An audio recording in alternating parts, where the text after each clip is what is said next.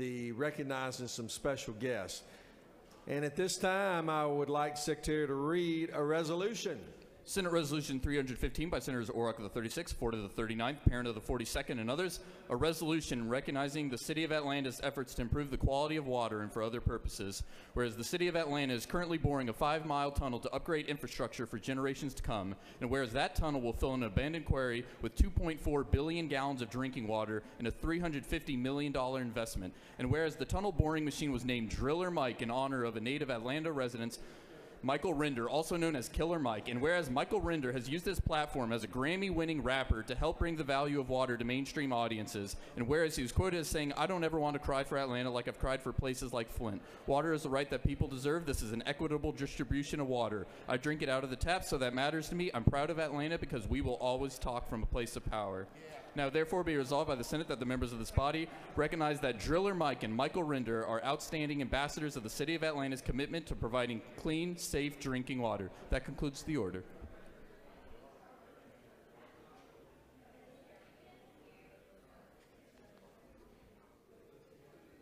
Is there objection to adoption of the resolution? The chair hears none, and the resolution is adopted. It is a great honor to have special guests that are always with us, and certainly we value Atlanta water quality and the work in which the organization is doing, and also to have a big-time celebrity here with us, Killer Mike, as well. So it's a great honor to welcome them to the stage, and to do so, I call upon the distinguished senator from the 36th to speak to the resolution and recognize our special guests. Thank you, Governor. Colleagues.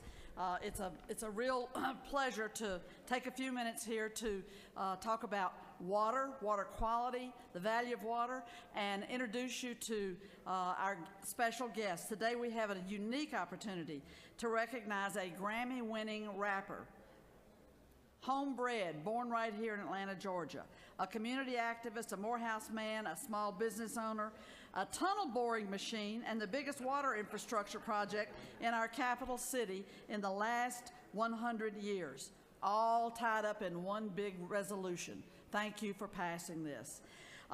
We all know that Atlanta's pipes are old. Our main lines predate even before Hugh Gillis set foot under the Gold Dome. That's a long time ago. When the water department started looking at options to replace those lines, their forward-thinking idea is to take that old quarry off Marietta Street and build a tunnel to the river. But you can't build a tunnel without a tunnel boring machine, and that's where they got creative and let the public join in. A bright, talented young man with a future over at Georgia Conservancy came up with a way to honor an Atlanta legend. 3,000 people voted, and that 400-foot machine was named in honor of Michael Render. Right now, Driller Mike is making a 5-mile trek 400 feet underground, and Killer Mike will forever be tied to clean water in our city, in addition to all of his other accomplishments.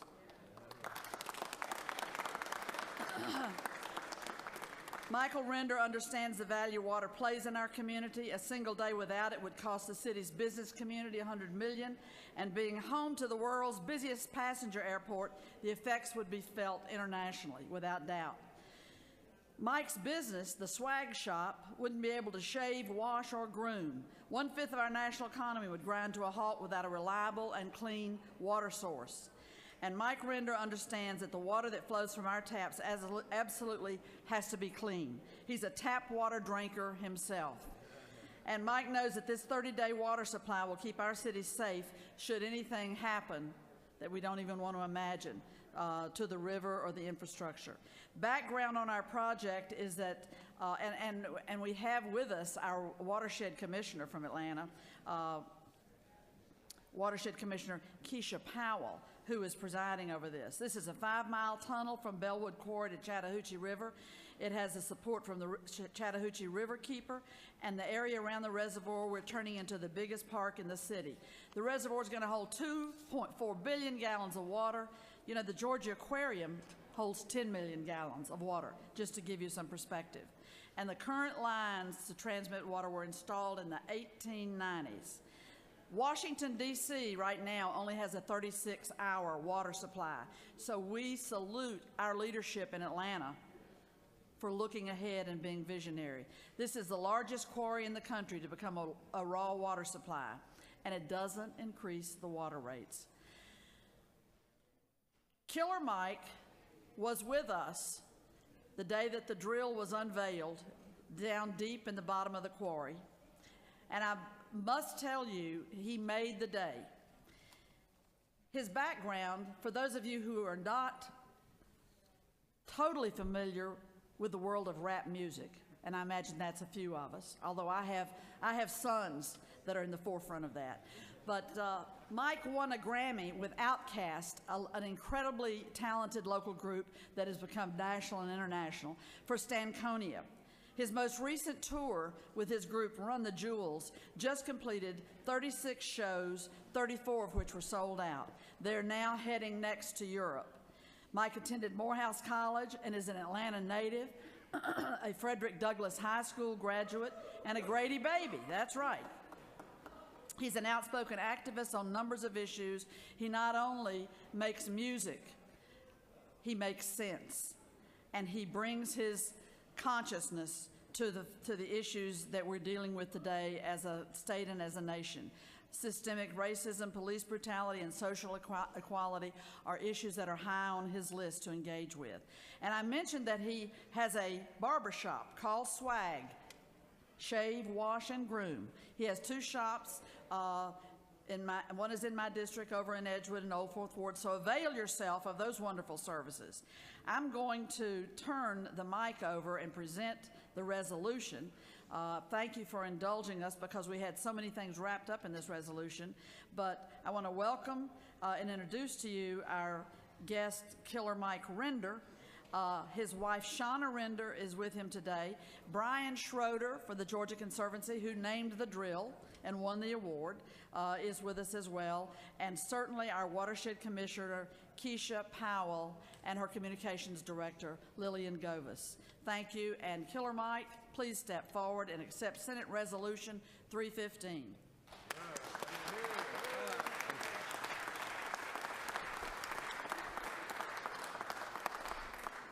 Thank you guys so much. I take this stand today and I want to thank the leader of Watershed, Keisha. Thank you. I want to thank my wife, Shayna, for cooking and using water and being smarter than me and making sure our business doesn't go out of business. I want to thank Brian for having the faith as a former fan and current friend in me to get the city of Atlanta to name a drill after a gangster rapper. I'd like to thank Lillian, who is the white woman who can get anyone to do anything, it seems, by getting a rapper to get up after a 10-year-old party to be here at 8 in the morning. And I'd like to take special time to thank Senator Vincent Fort for being brave enough to step out with me on the campaign trail for a Democrat that I liked a lot named Bernie Sanders. And you can look forward to me stepping out on his campaign trail with him, I'm sure. I'm standing up here today as a guy in a Braves cap and a gold chain. And I know you guys are like, who in the heck is the guy in the Braves cap and the gold chain? Well, first of all, I'm a Braves fan because I'm an Atlanta kid. I grew up about 7 minutes that way, and I hated to see them go. But we can talk about that in another time. I'm also a dad, and I'm also a former 14-year-old kid who came here thanks to a teacher, like those teachers that are next to us there, with Mr. Flowers, who was a white male teacher from Alabama, gingered guy with the red beard.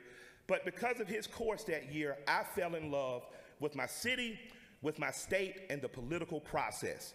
So I'm here because when I imagined myself here as a kid, I was dressed in all black like Run DMC and I had on a gold chain. So you guys are indulging the fantasy of a child who made an A in Georgia history. But I'll take the chain off now because I'm standing here today as a constituent. I'm standing here today as a member of the proletariat. I'm standing here today as a father and as a husband and as a business owner in a city, in a state where equity has not always been present. I did a project on the Reconstruction period in Georgia, and I want to make special note to say hello to the concerned black clergy this morning. I mean, not because our caucus, the Black Caucus, because at one point, our country moved in a progressive way. Blacks were freed in this country. In this state, blacks were elected to office, and 3 months later, they were put out of office. And we've spent the last 100 years or so getting things equitable, but not only for black people, for poor and working class white people, for women, for gays and lesbians, and for now currently immigrants. So I would like to thank all of you guys on both sides of the aisle, Democrat and Republican, for working hard to make Georgia an equitable place. Thank you, thank you, thank you. A part of equity is making sure that children start off equally. And equal means clean water, clean food, fair housing and education, and an opportunity. This is the same country that brought people over, not immigrants, as slaves and enslaved them. And it is the same country that has given so much opportunity that standing before you today is a middle-class husband and father, successful businessman and entertainer who's from the legacy of one of the men who sits in that hall because his family owned my family. Shouts out to Crawford Long. But I want to say that this state has an opportunity, unlike a lot of other southern states, to be fair across the board. Our children deserve clean water, so thank you for making sure that's fair. But our children deserve decent housing. Gentrification should not make children poor. Our school systems deserve more attention. Our teachers deserve more money. Our firemen deserve more money, and our policemen deserve more than new guns. They deserve to have enough cops on the street to be involved in the community. So as we drink our tap water, as we meditate and we pray and we think on the day, know that our water is equal. We can survive 30 or 90 days in case of catastrophe. But the charge that I give all of us in this hall today is to make sure that Georgia remains an equitable place, not only for water, but for education, for workers' rights, for where we're living. It should be as fair for a rural white man in Georgia who's trying to live by the land as it is a kid who's growing up on the west side of Atlanta trying to survive the concrete. All of these children should have an opportunity to attend state schools. All of these children should have the opportunity to get top-tier education. It shouldn't just be water. So as I accept this proclamation for the drill that's going to make sure that we're equitably given water, I want to make sure that as we drink our water, as we use our water to bathe, to wash our cars, that we're thinking about how to bring equitable law to all in Georgia for all things that benefit us all. Thank you guys for giving me your time this morning. Sincere love and respect to you all.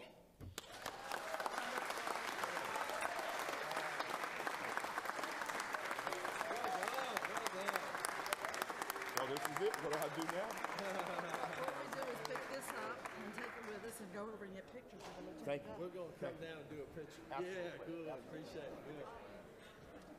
That was great. I know.